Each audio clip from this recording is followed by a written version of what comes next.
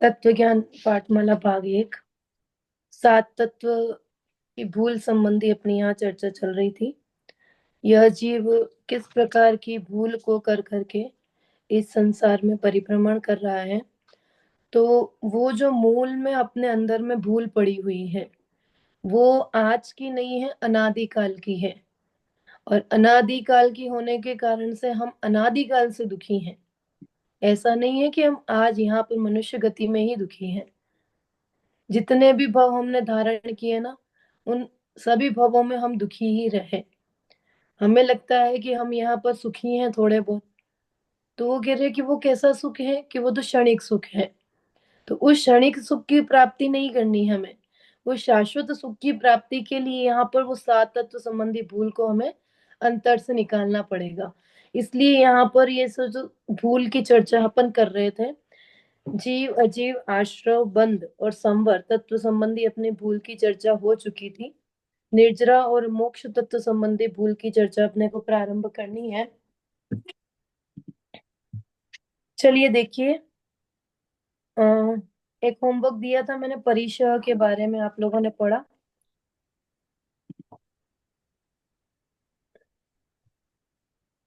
इसके बारे में। परिचय परिचय शब्द आया था यहाँ पर। परिचय परिचय। हाँ, क्या होता है परिचय? दुखों को सहन करना या उन पर जय प्राप्त करना। हाँ, विजय प्राप्त करना या सहन करना।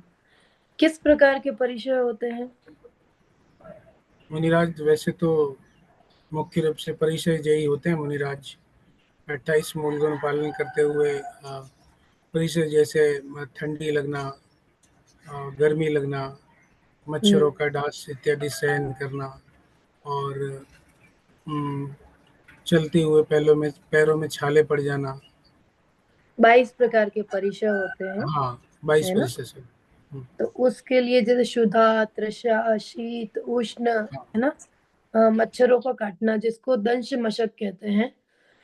नग्नता, अरति, स्त्री, शय्या, निषद्या, ये सब क्या है कि ये सब परिचय है। जिसमें अज्ञान भी आ गया, याचना आ गया, आक्रोश आ गया, वध आ गया, ये सब परिचय है। इसका मतलब क्या होता है कि मुनिराज भूख को सह रहे हैं, प्यास को सह रहे हैं, ठंड एकदम इतनी तेज ठंड है, अब ठंड स्टार्ट हो गई, तो अब ठंडी को भी सह रहे हैं। वो कहाँ पर कि ठंडी को सह रहे हैं, मतलब क्या? जय परिचय जय करते हैं, सहन नहीं करते हाँ, हैं।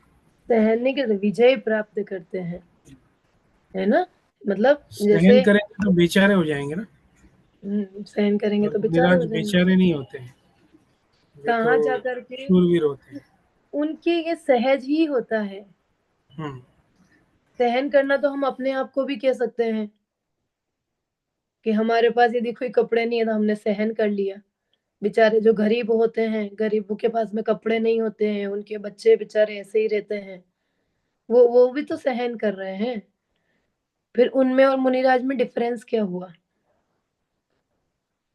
वो भी सहन कर रहे हैं, हम भी सहन कर रहे हैं, और मुनिराज भी सहन कर रहे हैं। तो कोई डिफरेंस है क्या? कि हमारा करना वो सहन करना है, उनका करना विजय प्राप्त करना है ना? कैसी विजय प्राप्त करते हैं? क्या करते होंगे सर्दी में मुकेश जी? वे अपने को देश से भिन्न मानते हैं। वो तो मानते ही पड़ोसी है, लेकिन बहुत ठंड पड़ रही है, कड़ाके की एकदम ठंड है, तो ऐसे अवस्था में क्या करते होंगे मुनिराज?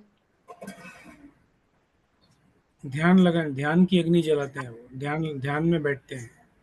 और अगर ध्यान से बाई चांस बाहर आए हैं, तो फिर तब तो एहसास होता होगा ना? वर्तमान में तो होता ही है।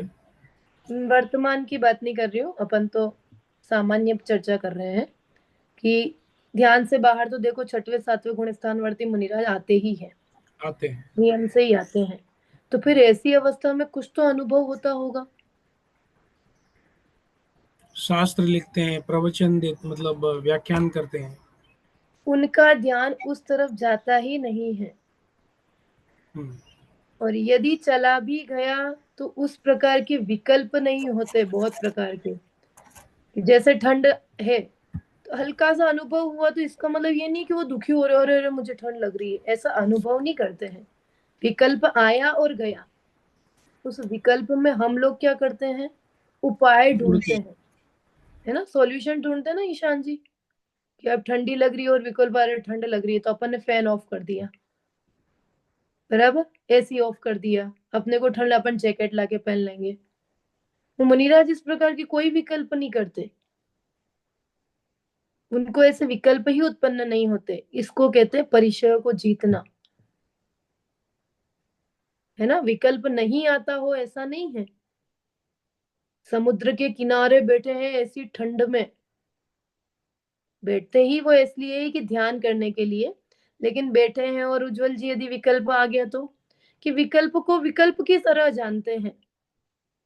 आपको भी अभी जैसे एग्जाम्पल कि आपको यहाँ बैठे बैठे विकल्प आ रहे होंगे कि नहीं, कि बहुत विकल्प आ रहे हैं, लेकिन आप कितने विकल्पों की पूर्ति कर रहे हो बताओ। इंदु जी बताइए, कितने विकल्प की पूर्ति कर रहे हैं हम, कि नहीं कर रहे हैं, है ना। वो विकल्प आ रहा है और चला गया। अपन तो ये बोलते हैं ना कि चलो क्लास के बाद देखेंगे अगर ऐसा कोई विकल्प हुआ तो, लेकिन उनको तो ऐसा भी विकल्प नहीं होता, उनको तो विकल्प आया और गया। आ रहा है समझ में क्या कर रहे हो। ये है परिशहों को जीतना जी। चलिए अब अपनी आगे की चर्चा प्रारंभ। हाँ मुकेश जी बोलिए। देखिए ये जो अभी आपने मुनिराजों को परिचय करने की बात बताई, हम्म। ये वर्तमान में कैसे पॉसिबल लगता है? वर्तमान में हम देखते हैं दिगंबर भावलिंगी मुनिराजों को, वैसे वर्तमान में देखते हैं अभी राजस्थान में बहुत कड़ाके की ठंड पड़ेगी अब, हम्म। में वो मुनिराज हमें दिखते हैं, और हम ये भी देखते हैं वे सर्दी से जूझ रहे हैं और परिसर सहन करते हैं, तो वैसी अनुभूति उन्हें होती होगी क्या, जैसे देखो चतुर्थकालीन मुनिराजों को होती थी? अनुभूति का तो परीक्षण अपन नहीं कर सकते हैं, हम्म। किस जीव पर को इस पे कैसी चर्चा तो कर अनुभूति। सकते हैं, मैं वो समझता हूँ कि वो तो केवली गम्य विषय है, हम नहीं जान हाँ, सकते उसे। लेकिन चर्चा सिर्फ इतनी ही कर सकते हैं कि शरीर के परमाणु भी वैसे हो जाते हैं, है ना। हम भी यदि थोड़े दिन वो चीज धारण नहीं करेंगे तो हमारे शरीर के परमाणु भी वैसे हो जाते हैं। बहुत लोगों को आपने देखा हो कि इतनी सर्दी में भी ठंडे पानी से ही नहाते हैं। तो क्यों, उनको ठंड नहीं लगती होगी क्या, कि नहीं लगती है, क्योंकि उनके शरीर के परमाणु वैसे हो गए हैं। तो हमें जो वर्तमान में दिख रहे हैं हमें लग रहा है कि अरे सर्दी राजस्थान में तो इतनी पड़ती है, इतनी कड़ाके की ठंड में क्या होता होगा, कि कुछ नहीं होता है। उन्हें नहीं, उन्हें भी विकल्प नहीं आता होगा। और यदि विकल्प आता भी होगा तो भी हमने तो ऐसा नहीं देखा कि किसी ने वस्त्र ओढ़े हों। तो उनको उसी अकॉर्डिंग समझना चाहिए हमें, कि वो भी जीत तो रहे हैं ना परिशहों को, तो बस उसके अनुसार अपने को जानना चाहिए। और मूल में तो ये है कि शरीर के परमाणु उसके अकॉर्डिंग हो जाते हैं, तो कोई विशेष प्रभाव नहीं पड़ता, और पड़ता भी है तो उनका तो कार्य ही वही है। हम संसारियों को है कि हमें 10 उपाय दिखते हैं, लेकिन मुनिराजों को थोड़ी दिखते हैं। मुनिराज तो तब भी अपने उसी कार्य में लीन रहते हैं,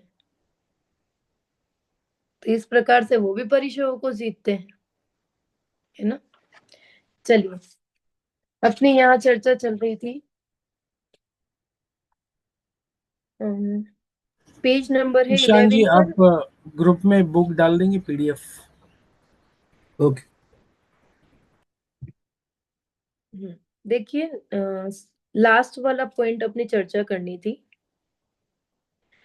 हिंसादि संवर्तत्व संबंधी भूल में जो लास्ट पॉइंट है, हिंसादि के त्याग को चारित्र मानता है तथा महाव्रतादि शुभ योग को उपादेय मानता है। तत्वार्थ सूत्र के आश्रव अधिकार में अणुव्रत महाव्रत को आश्रव रूप कहा, वे उपादेय कैसे हो सकते हैं, तथा बंध का कारण होने से महाव्रतादि को चारित्रपना संभव नहीं है। सकल कषाय रहित उदासीन भाव उसी का नाम चारित्र है। मुनिराज मंद कषाय रूप महाव्रतादि का पालन तो करते हैं, पर उन्हें मोक्ष मार्ग नहीं मानते। ठीक है, देखो कितनी सारी पॉइंट्स, इसमें कितने सारे पॉइंट्स इंक्लूड किए। हिंसादि के त्याग को चारित्र मानते हैं।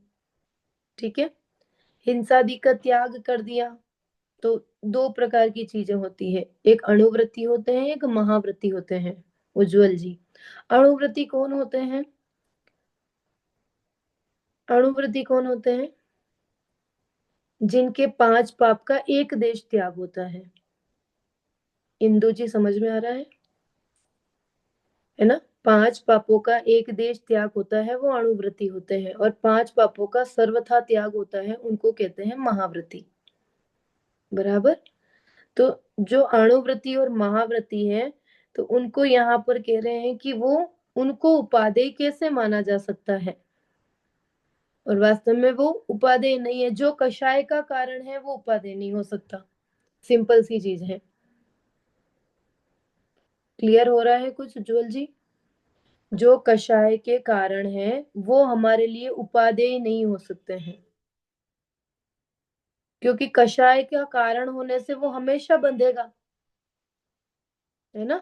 और जो बंधने वाली चीज है वो हमें मुक्ति कैसे दिला सकती है?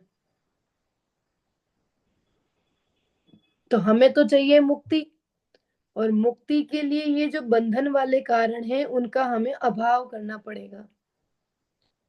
तो जो अणुव्रत और महाव्रत मंद कषाय के कारण है, तो कह रहे हैं कषाय के कारण होने से वो उपादेय कैसे हो सकते हैं? और भूल की बात कर रहे हैं, मूल में आप बात समझना क्या बात चल रही है। संवर तत्व संबंधी भूल की बात चल रही है, ये ना? तो जीव भूल क्या कर रहा है इसमें? इंदु जी बताओगे, भूल क्या चल रही है इसमें?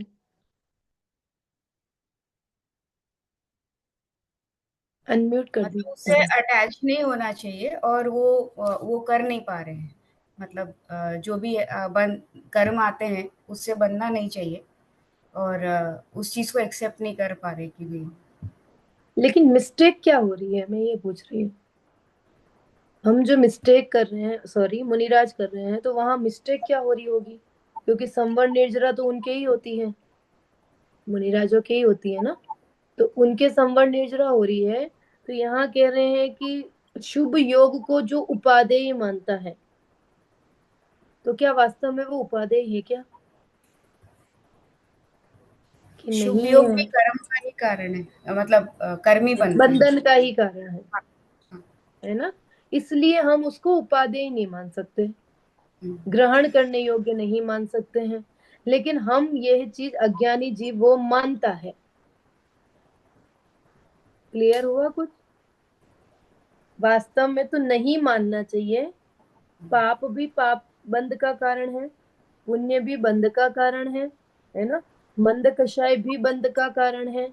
लेकिन हम लोग अज्ञानी जीव ये मानते हैं कि मंद कषाय अच्छा है, हम उसको शुभ मान लेते हैं, पुण्य रूप मान लेते हैं। लेकिन दोनों ही कैसे हैं कि दोनों ही छोड़ने योग्य है। क्लियर है ना? इसलिए यहाँ कह रहे हैं तथा बंध का कारण होने से महाव्रतादि को चारित्रपना संभव नहीं है। और जिसको बंध होगा उसको चारित्र होगा क्या? उसके कषायों का अभाव होगा क्या, ये बताओ? सिंपल लैंग्वेज, नहीं होगा। नहीं होगा। क्यों नहीं होगा?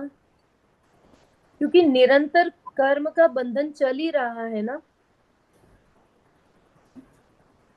अपने यहाँ उधर विदेश में तो मुझे नहीं पता फॉरेन में क्या होता है, इंडिया में तो रिटायरमेंट होता है, एक एज के बाद में रिटायरमेंट हो जाता है। 60 की एज है तो अब रिटायर्ड कर देते हैं। क्यों करते हैं उज्जवल जी, पता है?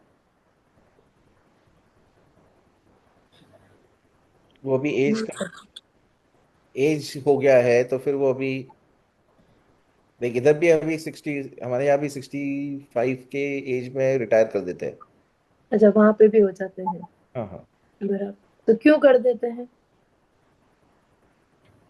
कैपेसिटी तो तब भी रहती है काम करने की, कम हो जाती है। कम हो कम। जाती है। बताइए मुकेश जी। ताकि गृहस्थी कार्यों से निवृत्ति लेके अपने मतलब वैसे तो इसका उद्देश्य ऐसा है कि गृहस्थ कार्यों से निवृत्ति ले और आत्महित में लगे, पर सभी जगह वैसा कारण तो नहीं हो सकता है। हाँ, वैसा कारण नहीं हो रियल सकता, लाइफ ये में ऐसा तो कारण सामान्य है बात नहीं। कर रही हूँ। हाँ जी। मतलब रियल लाइफ में तो ऐसा नहीं है, पर रियल हाँ, लाइफ के अभी ना हो कि आप अभी रिलैक्स हो जाओ, लाइफ में रिलैक्स हो जाओ अपनी बस ये पॉइंट है कि आपने 60-65 एज तक खूब किया ना, अब आपने जो अर्न किया है ना उसका आप भोग करो, राइट। रिलैक्स हो जाओ, शांति से अपने घर में रहो, है ना। आपने तो इनकम सोर्स आपका फुल हो गया ना, अब आपको किसी चीज की टेंशन है क्या? इंडिया में तो खूब मिल रहा है, 50-50 लाख मिल रहे हैं, है ना। और उसके बाद में भी मंथली वो भी चालू है, मंथली सैलरी भी आ रही है। तो बताओ, इतना मिलने पर जीव को और किसी प्रकार की तृष्णा करनी चाहिए क्या? और यदि तृष्णा करेगा तो क्या होगा? दुखी होगा, बराबर है। यहाँ पर भी सेम चीज है। यहाँ पर आचार्य देव कह रहे हैं कि संवर करो, कषायों को मंद किया हमने, तो कषायों को मंद करना समाधान है क्या? संवर करने के लिए मंद करना समाधान है क्या? आप बोलो कि नहीं नहीं, मैं तो 2 घंटे के लिए स्कूल जाता हूँ, है ना। मैं तो 3 घंटे के लिए स्कूल जाता हूँ, मैं तो 2 घंटे ही अपनी शॉप पे बैठता हूँ, बेटे की हेल्प हो जाती है। बताओ, ये आपकी शांति का समाधान है क्या? आप आज 2 घंटे बैठ रहे हो और आपके मन में विकल्प कितने घंटे चल रहे हैं? 24 घंटा चल रहा है ना। कुछ दुकान में या शॉप में आपके खराब हो रहा है, कुछ आपको इनकम सोर्स कम हो रहा है, तो आप उसको बढ़ाने का ट्राई करोगे कि नहीं करोगे? ऑब्वियसली करेंगे अपन। तो विकल्प बढ़ रहे हैं कि कम हो रहे हैं कि बढ़ेंगे? यहाँ पर भी सेम। यदि हम मंद कषाय से ये समझे कि ये तो उपादेय है ना, हम तो इतना से ही तो कर रहे हैं, क्या फर्क पड़ता है, कह रहे हैं कि नहीं चलेगा, ये इतना सा नहीं चलेगा। अगर ये होगा तो संवर नहीं होगा। दोनों हाथ में लड्डू रखने से काम नहीं चलेगा, अच्छे से नहीं खा पाएंगे।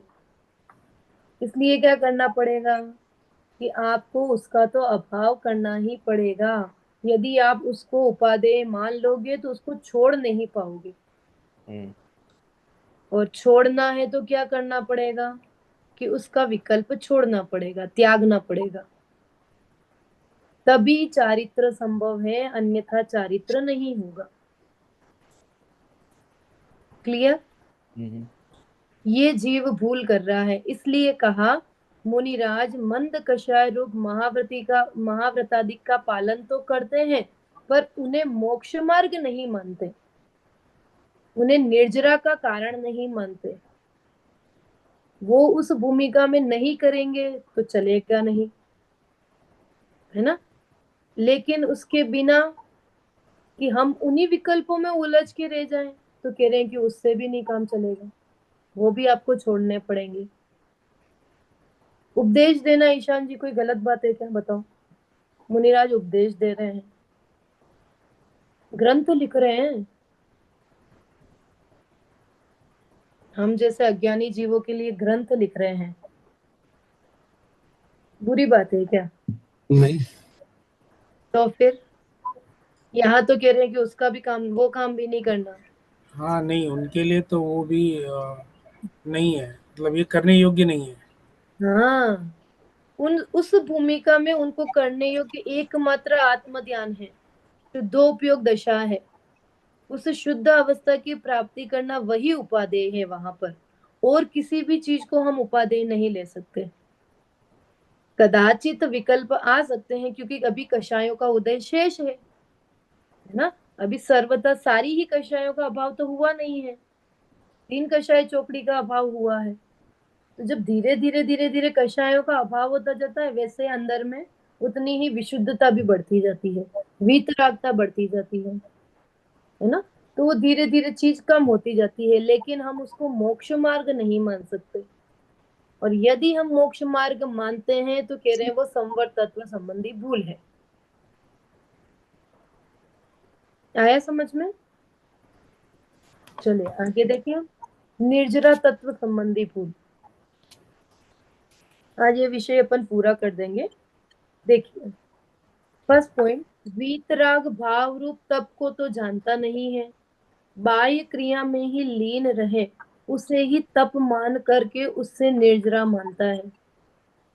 फर्स्ट पॉइंट पहले तो ये समझो कि निर्जरा किसको कहा। तो तत्वार्थ सूत्र में सूत्र आता है तपसा निर्जरा च, तप से निर्जरा होती है, ठीक है ना। तो यहाँ पर कहा कि वो तप कौन सा है, कि अंतरंग और बहिरंग दो टाइप के तप होते हैं, एक अंतरंग के होते हैं और एक बाह्य में होते हैं, ठीक है। यहाँ पर हमें कौन से तप की बात कर रहे हैं, कि मुनिराज तप तो दोनों करेंगे, अंतरंग वाले भी करेंगे और बहिरंग वाले भी करेंगे। जब विकल्प आएंगे तो बाहर वाले तप भी करेंगे, है ना। और बाकी अंतरंग में भी चल रहे हैं, प्रायश्चित, विनय, वैयाव्रत, स्वाध्याय, विसर्ग, ध्यान, ये भी चल रहा है। लेकिन यहाँ पर कह रहे हैं कि जो वीतराग नामक तप है उसको नहीं जानता और बाह्य क्रियाओं में ही लीन रहता है। जैसे बाह्य क्रिया कैसी, 28 मूल गुण का अखंड रूप से पालन कर रहे हैं, है ना। कोई गलती हो गई तो प्रायश्चित कर लिया, सॉरी, अनशन, अवमोदर्य, वृत्ति परिसंख्यान, आज उपवास किया, है ना, कल एकासन हुआ, फिर उपवास किया, 6 महीने तक विकल्प ही नहीं आया आहार का। मुनिराज ऋषभ देव को कितने समय तक विकल्प नहीं आया? 6 महीने। 6 महीने। और 6 कितने समय तक आहार नहीं मिला? 1 साल शायद। 12 महीने। साल में 12 महीने। आगे के 6 महीने, तो ऐसे टोटल करके 12 महीने बोला जाता है। 6 महीने तो उनको विकल्प ही नहीं आया और 6 महीने वो घूमते रहे, लेकिन कोई विधि ही नहीं पता थी किसी को आहार देने की, इसलिए उनको आहार ही नहीं मिला, है ना। तो कहने का मतलब ये है कि इतने समय तक उनको निराहारी रहे, तो क्या ये तब है ईशान जी? तब तो नहीं है क्योंकि उनको विकल्प नहीं मिला। विकल्प की पूर्ति नहीं हुई, विकल्प तो हुआ ना। हाँ, विकल्प और की पूर्ति। 6 महीने विकल्प नहीं आया, वो तप है ना। हमें किसी चीज का विकल्प ही नहीं आ रहा है तो वो सही है कि नहीं है, कि सही है, लेकिन विकल्प आया और पूर्ति नहीं हुई तो हम यहाँ पर कह रहे हैं कि उसको हम तप नहीं कह सकते।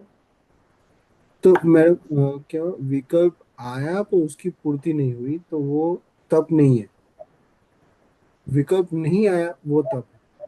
हम्म। हमने, जैसे हम अपनी बात करते हैं, हमने उपवास किया, है ना, अनंत चतुर्दशी का हमने उपवास किया, ठीक है। हमें किसी प्रकार का कोई विकल्प नहीं आया, चारों प्रकार के आहार का हमने त्याग किया था, बराबर।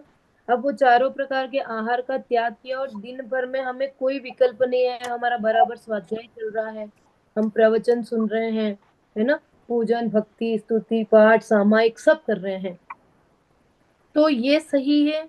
या हमें विकल्प उत्पन्न हुआ, अरे यार प्यास लग रही है ना, थोड़ी सी भूख का थोड़ा सा विकल्प है, जी घबरा रहा है, वॉमिटिंग जैसा लग रहा है, ये विकल्प उत्पन्न होना ये सही है कि ये सही है? तो हम सबको पता है कि ये सही है ना, विकल्प उत्पन्न ही नहीं होना, बराबर। लेकिन विकल्प उत्पन्न भी हुआ, दूसरी चीज बता रही हूँ, ये तो है ही श्रेष्ठ, है ही बेस्ट, है ही कि विकल्प ही नहीं हुआ इंदु जी। लेकिन सेकंड चीज, विकल्प उत्पन्न हुआ, लेकिन विकल्प उत्पन्न होने के बाद में भी हमने उस विकल्प की पूर्ति के लिए कुछ नहीं किया, ये भी बेस्ट है। विकल्प आना कोई बहुत बड़ी बात नहीं है, राजा ऋषभ देव को विकल्प आया होगा। और देखो 6वें 7वें गुण स्थानवर्ती मुनिराज, विकल्प आया होगा और मुकेश जी विकल्प के लिए निकले भी, 6 महीने में ये समझ लो कि 15 बार गए होंगे, है ना, आहार के लिए गए होंगे और उनको विधि नहीं मिली, तो कह रहे हैं कि फिर भी उनको आकर के आकुलता तो नहीं हो रही होगी। छठवें सातवें गुण स्थानवर्ती मुनिराज जो आत्म ध्यान में रहते हैं और बाहर निकलते हैं, आत्म ध्यान में रहते हैं और बाहर निकलते हैं, ईशान जी बताओ, उनको विकल्प परेशान कर रहा होगा क्या 6 महीने तक? नहीं कर। तो उनका वो है, वो तो कैसा है कि वो तो निर्जरा रूप है, लेकिन हमारा, यदि हमें विकल्प परेशान कर रहे हैं, हमें आकुलता हो रही है अंदर ही अंदर, तो कह रहे हैं कि वो तप का कारण नहीं है। वैसे अज्ञानियों को तप का कारण होता ही नहीं है, यहाँ तो ज्ञानियों की ही बात है, लेकिन ये एग्जाम्पल इसलिए दे रही हूँ कि इससे चीज क्लियर होती है। जब हम अपने पे कोई चीज अप्लाई करते हैं ना, तो वो चीज जल्दी समझ में आती है। इसलिए यहाँ पर कह रहे हैं कि वास्तव में वीतराग दशा ही तप रूप है। वीतरागता से ही निर्जरा होगी कर्मों की, उसके बिना निर्जरा नहीं हो सकती उज्जवल जी। ठीक है। लेकिन यदि हम ये सोच ले कि बाह्य क्रियाओं से हमें निर्जरा होगी तब की, तो कह रहे हैं कभी नहीं होगी। आप सिर्फ बाह्य बाह्य में उपवास करते रहो 6 6 महीने, और अंतरंग में आपके परिणामों में बिल्कुल विशुद्धता नहीं है, तो कह रहे हैं कि उससे निर्जरा नहीं होगी। ठीक है ना। फिर सेकंड पॉइंट कहा, उसे ये पता ही नहीं है कि जितना शुद्ध भाव है उतनी ही निर्जरा है, और जितना शुभ भाव है वो बंध का कारण है। निश्चय धर्म तो वीतराग भाव है और वही निर्जरा का कारण है। रियलिटी क्या है बताइए रेखा जी। सभी वीडियो ऑन रखें।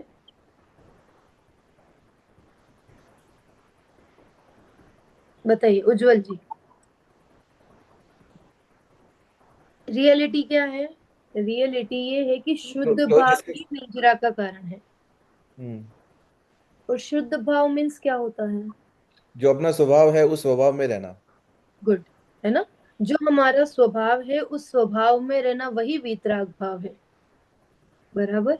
लेकिन वीतराग भाव में तो नहीं रह रहे हैं, और बाह्य क्रियाएं करके 6 महीने तक हम उपवास कर रहे हैं।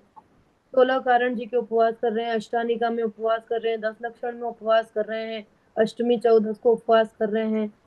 क्या हो रहा है? इससे धर्म होगा क्या? नहीं। इससे धर्म नहीं होगा। सारा कार्य कौन कर रहा है? बाहरी किया। वीतरागता से हो रहा है ना। जितने विकल्पों का अभाव होगा उतनी परिणामों में विशुद्धता बढ़ेगी। इसलिए तो कहा था कि इच्छाओं को जितना हम कम करेंगे, जितना हम अभाव करने की कोशिश करेंगे, जितना खत्म करने की कोशिश करेंगे, उतना क्या होगा कि उतना हमारे परिणामों में विशुद्धता होगी। आया समझ में? सेम चीज यहाँ पर भी अप्लाई करना। जितने शुद्ध भाव होंगे उतनी कर्मों की निर्जरा होगी, लेकिन जितने शुभ भाव होंगे वो बंध के ही कारण कहलाएंगे, क्योंकि शुभ भाव बंध का कारण है और शुद्ध भाव वीतरागता का कारण है। क्लियर?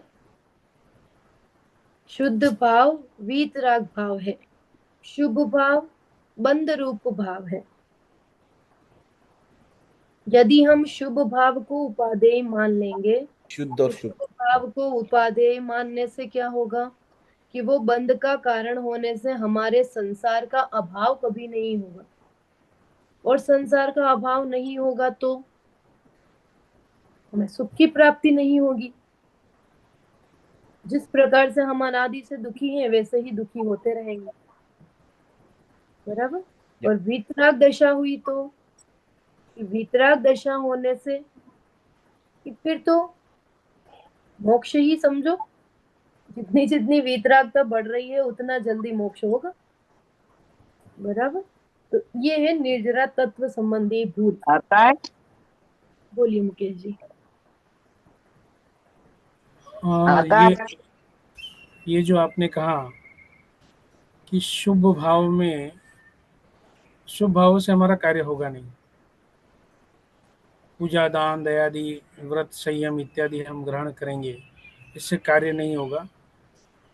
मोक्ष मार्ग में साधन के रूप में तो होगा ही ना। साधन की अपन बात ही नहीं कर रहे हैं, अभी तो निर्जरा तत्व की भूल की बात कर रहे हैं, और निर्जरा तत्व बहुत ऊपर पहुंच जाता है। हम्म क्योंकि ये बात किसकी चल रही है, तो मुनिराजों को तो क्या दान देना, क्या भक्ति करना, क्या स्तुति करना, है ना, क्या शील का पालन करना, हाँ, वो तो ऑलरेडी उसी रूप ही है ना, उस रूप है, राइट। तो उनको तो कुछ करना ही नहीं है। वो तो उस हाँ, दशा की बात चल रही है, हम उस लेवल पे पहुंच करके इस लेवल की बात नहीं कर सकते। हम्म हम उस लेवल के पे पहुंच करके ऊपर के लेवल की बात जरूर कर सकते हैं, क्योंकि ऊपर चढ़ने का उपदेश देते हैं ना। हाँ, तो जब ऊपर चढ़ना है तो उसी रूप उपदेश दिया जाएगा। हाँ, वहां पर भी हमें वीतरागता प्रकट करनी है, शुभ भाव नहीं करने हैं। जब शुभ भाव करने होंगे तो हमने इतनी जो भूमिका हमारी यहाँ तक पहुंची है, हमने यहाँ तक शुभ भाव ही किए हैं। नहीं, बाहर मेरा क्वेश्चन नहीं यहाँ कर पर ये मेरा सकते। क्वेश्चन यहाँ पर है, शुभ भाव करने नहीं होते हैं, वो तो वो सहज तो हमारे ऑटोमेटिक होते सहज हैं। में होते हैं। क्योंकि हम मंदिर जाएंगे, पूजा दान दया इत्यादि जो भी करेंगे, उसमें हमारी कसाईमंद होगी और शुभ भाव तो ऑटोमेटिक होंगे। हम्म। लेकिन तो बात यहाँ पर उन शुभ वीतरागता भावों की में बात अटकना नहीं है, हमें ये भी इस बात का ख्याल रखना है। वो तो अपन पूर्व में चर्चा कर चुके हैं ये सारी, हम्म, है ना, कि शुभ भाव अटकने का मार्ग नहीं है। आप अटकोगे तो भटकोगे। हम्म, अटक गए मतलब कि अब रोक लग गई। अटकना नहीं है, हमें आगे बढ़ना है। और यहाँ मुनिराज उस अवस्था से आगे बढ़ चुके हैं, है ना, इसलिए हम उस तत्व संबंधी बात कर रहे हैं। अज्ञानी जीव यहाँ पर क्या मानता है वो बात समझो। अज्ञानी जीव ये मानता है कि शुभ भाव करने पड़ेंगे, मंदिर जाना पड़ता है ना, रात्रि भोजन त्याग करना पड़ता है, आलू प्याज का त्याग करना पड़ता है, जमीकंद का त्याग करना पड़ता है, होटल में नहीं खाने का त्याग करना पड़ता है। बराबर है, ये सब विकल्प अज्ञानी जीव करता है, करना पड़ता है, करना पड़ता है, छोड़ना पड़ता है। लेकिन ज्ञानी ज्ञानी कहता है ये तो सहज में ही होते हैं। कैसे होते हैं उज्जवल जी, कि जब हम उस अवस्था में पहुंच जाते हैं ना, तो ये चीज तो ऑटोमेटिक होती है। मुनिराज को ये विकल्प आते होंगे क्या जो हम अज्ञानियों को आते हैं, गृहस्थ को आते हैं, कि नहीं आते हैं? क्यों नहीं आते हैं? इसलिए नहीं आते हैं क्योंकि हम उस लेवल के, जैसे लास्ट क्लास में एग्जांपल दिया था ना, ईशान जी बॉस की सीट पे बैठ गए हैं। बताओ, अब नीचे एम्प्लॉय वाला जो भी वर्क है वो आपके माइंड में आएगा क्या? अब जिम्मेदारी बॉस वाली आ गई है ना,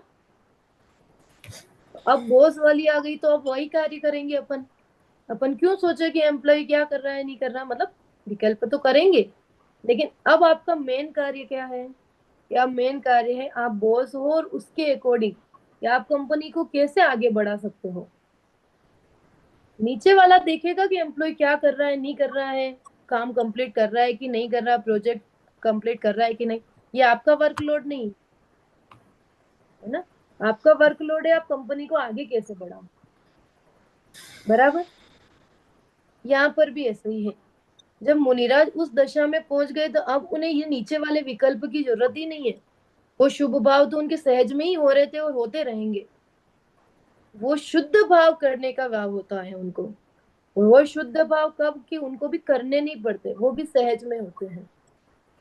बॉस की सीट पे बैठ करके आपको बताना पड़ेगा क्या हमें कि आपको करना क्या है, कि नहीं ऑटोमेटिक। हिंदू जी किचन में जाते हैं तो बताना पड़ता है कि क्या क्या काम करना है? बताओ, कि ऑटोमेटिक माइंड में रहता है? अपने आप ही हाथ चलते हैं, अपने आप ही हो अपने आप जाती है हाथ चीजें। चलते जाते हाँ।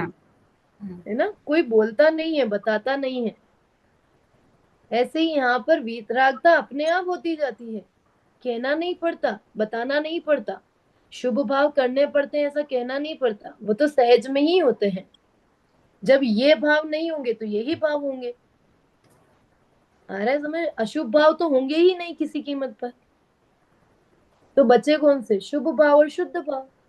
और जब शुद्ध भाव में है तो शुद्ध भाव होंगे, और जब उस अवस्था में नहीं रह पा रहे हैं तो शुभ भाव में होंगे। इससे नीचे की अवस्था तो होती ही नहीं है। लेकिन अज्ञानी जीव की बात कर रहे हैं अब अपन। भूले किसकी हो रही है, भूल कौन कर रहा है, मिस्टेक कौन कर रहा है? मुनिराज नहीं कर रहे हैं, अज्ञानी जीव। अज्ञानी कर रहे हैं। और वो अज्ञानी कौन? मैं स्वयं, है ना। मेरी बात चल रही है कि मैं ये भूल कर रहा हूं कि ये जो शुभ भाव है, ये शुभ भाव बंद के कारण नहीं कर करके हम क्या मान रहे हैं कि इससे ही हम मोक्ष में चले जाएंगे। हम इतना दान देंगे, करोड़ों का दान देंगे उज्जवल जी, जल्दी मोक्ष हो जाएगा ना? नहीं होगा। करोड़ों का दान दे रहे हैं, वहां नाम लिखा जाएगा उज्जवल जी, बताओ कि नहीं होगा? भक्ति करने से 6 घंटे सोते हैं, 18 घंटे स्वाध्याय कर रहे हैं, भक्ति कर रहे हैं, पूजा कर रहे हैं, दान दे रहे हैं, बताओ होगा कि नहीं होगा? कि नहीं होगा। पहले वीतराग दशा को अंगीकार करना पड़ेगा, नग्नता धारण करनी पड़ेगी, निर्ग्रंथ दशा धारण करनी पड़ेगी, गृहस्थ के विकल्प छोड़ने पड़ेंगे, गृहस्थपना त्याग कर मुनि धर्म अंगीकार कर निज स्वभाव साधन धारा, है ना। इतना करना पड़ेगा, तब जाकर के उतनी उच्च भूमिका होगी, तब जाकर के निर्जरा होगी कर्मों की। अब अपन इस अवस्था में क्या करें ईशान जी? यहाँ तो कुछ नहीं हो रहा है, यहाँ तो वितरागता का कोई नाम ही नहीं है, यहाँ तो सिर्फ बंद ही बंद हो रहा है ना। तो हम यहाँ पर क्या करें कि अशुभ बंद नहीं हो, अशुभ भाव नहीं हो, है ना। यहाँ हमें कोशिश क्या करनी है कि हमारे परिणाम अच्छे रहे, कषायों में मंदता रहे, है ना, पाप रूप भाव नहीं हो, हमें ये ट्राई करना है। जब ये हमारा बेस्ट होगा तो फिर ऊपर वाली अवस्था में जाएंगे। बराबर क्लियर हुआ सबको?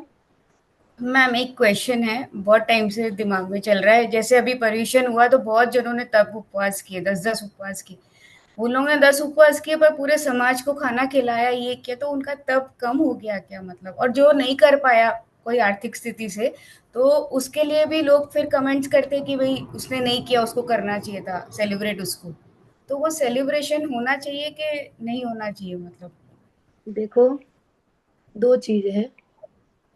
पहली चीज तो हमारा जैन धर्म दिखावे वाला धर्म नहीं है, शो ऑफ करने वाला धर्म नहीं है कि आप शो ऑफ करो, है ना।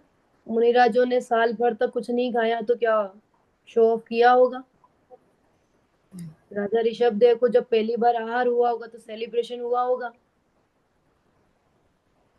हुआ होगा ना कि नहीं हुआ, है ना। उन्होंने भी सामान्य किया। आहार लिया और आ गए, कुछ कुछ नहीं हुआ। यहाँ पर भी सेम चीज है। वैसे तो सेलिब्रेशन नहीं करना चाहिए, ये दिखावे का धर्म नहीं है। लेकिन यदि हम करते भी हैं, हमारे अंदर में ऐसी भावना है कि हम वात्सल्य भोज करें, है ना, भोजन कराएं, तो कराओ, कोई बात नहीं। लेकिन फिर हमने तो 10 दिन उपवास किए, तप किए, और हम अशुद्ध भोजन करवा रहे हैं, हम भीड़ इकट्ठी कर रहे हैं, लोग हमें माला पहना रहे हैं, हमारा जुलूस निकलवा रहे हैं, और बेचारा जो कर ही नहीं पाया वो बेटा बेटा दुखी हो रहा है। अरे ऐसे कार्य नहीं करना। कहते हैं ना, हमारे माध्यम से किसी जीव को कष्ट पहुंचे, पीड़ा पहुंचे। सत्य धर्म की पूजन में आता है ना, कठिन वचन मति बोल। कठिन वचन के बोलने का भी त्याग कह रहे हैं, तो फिर ये तो बहुत बड़ी चीज है ना। तो ऐसा कार्य हमारे यहाँ पर उचित नहीं है। लेकिन कदाचित तो कोई करता है तो हम इसको संसार अवस्था में इग्नोर भी नहीं कर सकते हैं, मना भी नहीं कर सकते हैं। लेकिन कि हम 10 दिन तो बहुत शांति से रहे, सहजता से रहे, और 11वें दिन सब चालू, तो कह रहे हैं कि वो तो कदापि सही नहीं है। उसका आप तब उनको कम हो अभक्ष जाता है क्या? भक्षण भी करा रहे हो, है ना। तो कह रहे हैं कि ये कहीं पर भी उचित नहीं है, आप मत करो, कोई कुछ नहीं कहेगा। बहुत लोग होते हैं जो कुछ नहीं करते हैं, तो क्या उनके तप नहीं थे क्या? कि वास्तविक तप तो उनके ही थे। और कॉन्ट्ररी मैं एक बात बोलना चाहता हूँ, एक्चुअली समाज वालों को उनको करना चाहिए अनुमोदन, हाँ कि आपने तप किया है, हम आपके लिए करें, हमारे यहाँ पे बराबर। चल रहा है। लेकिन उल्टा है ना, हमने उल्टा किया और खर्चा भी हमने ही करना। बर्थडे मेरा है और सेलिब्रेट मैं कर रहा हूँ तो खर्चा पूरा मेरा ही है। ऐसा है ना ये तो। तब भी मैंने किए और तब करने के बाद में सेलिब्रेशन का वो पूरा भी मुझे ही करना है। ऐसा नहीं होना चाहिए। अनुमोदना के रूप में यदि कोई समाज के लोग करते हैं हमारे लिए, जैसे बहुत जगह होता है कि सम्मान के लिए बुलाते हैं, है ना, उनके जैसे पारना के लिए बुलाते हैं बहुत लोग, कि पारना हम लोग करवाएंगे, तो ठीक है, कोई बात नहीं। सामान्य रूप में ऐसा अगर गृहस्थी में हो रहा है तो कोई बात नहीं, लेकिन ज्यादा शो ऑफ करने की जरूरत नहीं लगती और मुझे नहीं लगता है कि ये उचित है। लेकिन बहुत बार ऐसा भी होता है, देखो घर परिवार में रहते हैं तो फैमिली में जब अपन रहते हैं तो बहुत चीजें उनके अकॉर्डिंग भी करनी पड़ती है। हमने तो कर लिया कि चलो हमें तो नहीं करना है, 10 उपवास किए तो हमें तो कोई सेलिब्रेशन नहीं करना है। लेकिन कदाचित कहीं पर महाराज जी माता जी हैं और वहां पर हजारों की संख्या में तप किया है, तो वहां पर वो चीज हो रही है, उसको भी हाई लेवल के रूप में नहीं करना चाहिए। मैं तो यही शिक्षा दूंगी, उसको भी सामान्य रूप से लेकर के और पूरा कर देना चाहिए, है ना, जिससे पाप हो, है ना, पाप भाव बढ़ते हो, पाप क्रियाएं होती हो, ऐसा कार्य क्यों करना। लेकिन सामान्य दृष्टि से करना चाहिए कि हमने उनकी अनुमोदना करी, उन्होंने तप किया, तो बस इतना सा ही समझना चाहिए। हिंदू जी क्लियर है? उनका तब कम नहीं होता है ना इससे। नहीं नहीं उनका नहीं तब नहीं, उनके तप में क्या फर्क पड़ेगा? उनके तप में कोई फर्क नहीं पड़ेगा, उनका तप तो वैसा का वैसा ही है। अब वो उनके उनके ऊपर डिपेंड करेगा, उनका तप क्या कम होगा। किसी ने सेलिब्रेशन कर लिया मतलब कि उसका तप बढ़ गया, और बेचारा जिसने नहीं किया उसका सेलिब्रेशन नहीं हुआ, तो इसका मतलब उसका तप कम हो गया। ये तो कहीं से कहीं तक लिंक ही नहीं बैठती है ना। भोजन तो एक भिखारी भी कर रहा है और भोजन हम भी कर रहे हैं, तो भोजन में कोई अंतर है क्या? पेट तो उसका भी भर रहा है, हमारा भी भर रहा है। हम उल्टा और अधिक पाप कर रहे हैं अधिक व्यंजनों का प्रयोग करके। आ रहा है समझ में? अपने मन में जो आ रहा है अपन बना करके खा रहे हैं, तो और पाप का बंध हम कर रहे हैं, वो नहीं कर रहा है। उसको तो सामान्य भोजन मिल रहा है और वो कर रहा है और इसी में संतुष्ट है। हम इतना खाने के बाद में भी संतुष्ट नहीं है, सेटिस्फाई नहीं है। हमें ये लग रहा है अरे ये तो कम है, ये तो कम है, ये और होना चाहिए था। तो हमारी इच्छाएं और बढ़ी हुई है और भिखारी की इच्छा और कम है। आ रहा है समझ में? और पाप पुण्य इन्हीं के आधार पे होता है। जितनी जीव की इच्छाएं उतना अधिक पाप, जितनी जीव की कम इच्छाएं उतना कम पाप। ये है निर्जरा तत्व संबंधी भूल। और अंतिम है मोक्ष तत्व संबंधी भूल। देखिए पढ़ती हूँ। मोक्ष और स्वर्ग के सुख को एक जाति का मानता है, जबकि स्वर्ग सुख इंद्रिय जन्य है और मोक्ष सुख अतीन्द्रिय है। बराबर। ये तो बहुत सिंपल है, इसमें तो कोई डाउट होना ही नहीं चाहिए। स्वर्ग सुख और मोक्ष सुख दोनों अलग अलग है कि नहीं है? कि है। ये मोक्ष सुख जो है वो तो अलग ही है, ये जो स्वर्ग सुख है ये संसार में ही है। आ रहा है समझ में? ये संसार में है और ये मोक्ष अलग है। ये संसार में है मतलब हमें स्वर्ग से और भी कई गतियों में जाना पड़ सकता है, लेकिन यदि हम एक बार उज्जवल जी मोक्ष में चले गए तो वापस संसार में आएंगे क्या? नहीं, कि नहीं आएंगे। तो नहीं आए। स्वर्ग सुख कैसा है कि वो तो इंद्रिय सुख है, बिल्कुल। वहां आपकी इंद्रियों की पूर्ति हो सकती है, आपके विषय भोगों की पूर्ति हो सकती है। लेकिन मोक्ष में तो ऐसा कोई कारण ही नहीं है। वहां आपको अतीन्द्रिय सुख के अलावा कुछ नहीं मिलने वाला है। वहां सिर्फ आनंद आनंद आनंद ही है। और यहाँ पर यहाँ पर 6 महीने पूर्व ही कैसी हो जाती है दशा, माला मुरझा रही है, शरीर की दुखी हो कांति कम जाता है। होती है ना, सब चीजें डाउन होती जा रही है। तो वहां पे जीव दुखी हो रहा है कि नहीं हो रहा है? और हमें वहां लगता है दुखी अरे होता है। स्वर्ग में चला गया मतलब सुखी होगा, कि नहीं है सुखी। वहां पर भी बहुत दुख है। जब देवगति के दुख पड़ेंगे तब विचार करना, देवों में भी कितने दुख हैं। लेकिन ये जीव क्या भूल कर रहा है, कि ये जीव ये भूल करता है कि स्वर्ग के सुख को ही मोक्ष सुख मान लेता है, उसके समान मान लेता है। लेकिन इनमें बहुत डिफरेंस है, दिन रात जितना फर्क है ना। ये तो एकदम अलग ही है, और ये तो 4 गति में एक गति है। तो ये तो संसार का ही कारण है, इसको अपन मोक्ष का कारण कैसे मान सकते हैं? तो सबसे पहली भूल तो ये हो गई। ठीक है। सेकंड, स्वर्ग और मोक्ष के कारण को भी एक मानता है, जबकि स्वर्ग का कारण शुभ भाव है और मोक्ष का कारण शुद्ध भाव है। आप शुभ भाव करोगे तो, जैसे हम उज्जवल जी संसार में हैं और हम यहाँ पर ये कार्य कर रहे हैं, अच्छा कार्य कर रहे हैं ना, स्वाध्याय कर रहे हैं, अच्छा कार्य है। इस अच्छे कार्य से हमें क्या मिलेगा?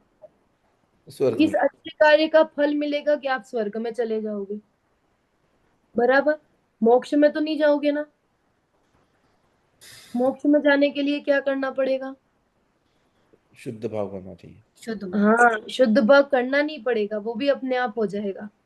इस शुभ भाव से हटेंगे तो ऑटोमेटिक शुद्ध भाव हो जाएंगे, बराबर। लेकिन ये शुभ भाव शुद्ध भाव नहीं है, ये डिफरेंस समझना है। ये स्वर्ग का सुख मोक्ष का सुख नहीं है, ये समझना है। दोनों में डिफरेंस समझो। ये संसार का कारण है और ये मोक्ष का कारण है। शुभ भाव करोगे तो आप कितने भी उच्च शुभ भाव कर लो, मुनिराज तक की बात करती हूँ, हमारा तो कोई शुभ भाव है ही नहीं, है ना। हमारा तो कोई बहुत बड़ा शुभ भाव नहीं है।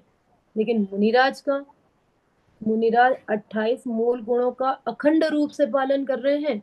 जिस परिचय की अपन ने बात करी ना, उन परिचयों को वो जीत रहे हैं। इतनी बड़ी बात है ये, लेकिन फिर भी कह रहे हैं कि ये शुभ भाव ही है। यदि उस समय उनके वीतराग भाव नहीं हुए तो वो भी शुभ भाव की कैटेगरी में ही चले जाएंगे, और वो भी संसार के ही निमित्त हैं, संसार के ही कारण हैं। तो हमारे शुभ भाव तो काउंटिंग में ही नहीं है ना। हम तो त्रियंच गति में एसी में घूमने वाले कुत्ते बिल्ली जैसे हो जाएं वो भी बड़ी बात है। उनके भी, वो भी पुण्य से ही मिला है उनको, तभी तो वो एसी रूम में सो रहे हैं, एसी गाड़ियों में घूम रहे हैं। ये पुण्य का उदय नहीं है क्या? ये भी पुण्य का उदय है। तो कोई बड़ी बात नहीं है पुण्य के उदय में। लेकिन बात यहाँ पर प्योर चल रही है, मोक्ष की चल रही है, वीतराग दशा की चल रही है। इसलिए हम इसको और इसको एक नहीं कर सकते हैं। ये अलग है, ये अलग है। ये मोक्ष का कारण है जो हमेशा आपको सुख देने वाला है, और ये संसार का कारण है, इसमें सुख दुख दोनों ही चलते हैं। और वो भी कैसे, कि कुछ समय का सुख, और यहाँ परमानेंट सुख है, बराबर है। दोनों में डिफरेंस समझ में आया? ये जीव ये भूल कर रहा है। हम अज्ञानी जीव ये मान लेते हैं कि स्वर्ग का सुख मतलब बेस्ट है ना। और अज्ञानी जीव क्या मान रहा है, ज्ञानी क्या विचार करते हैं कि मोक्ष सुख ही सच्चा सुख है। वो इस सुख को सुख मानते ही नहीं है, बराबर। ये हो गई मोक्ष तत्व संबंधी भूल। इस प्रकार से सातों ही तत्व संबंधी भूल अपन ने बहुत अच्छे से समझ लिया है। फिर भी यदि आपको कोई डाउट हो तो एक बार आप रीडिंग कर लेना, पढ़ लेना, और कल आप पूछ सकते हो इस संबंधी यदि कोई आपको क्वेरी है तो। कल अपन 3rd चैप्टर स्टार्ट कर देंगे, लक्षण और लक्षणाभास, है ना। चलिए अभी की क्लास पूर्ण करते हैं। अनंत धर्मणस्तत्त्वं पश्यन्ति प्रत्यगात्मनः अनेकान्तमयीर्मूर्ति नित्यमेव प्रकाशताम्। दो बार मुकरनी।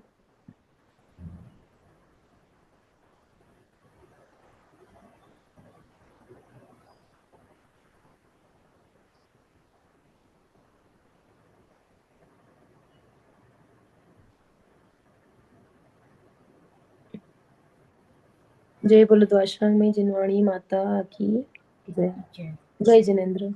जय जिनेन्द्र। जय जी।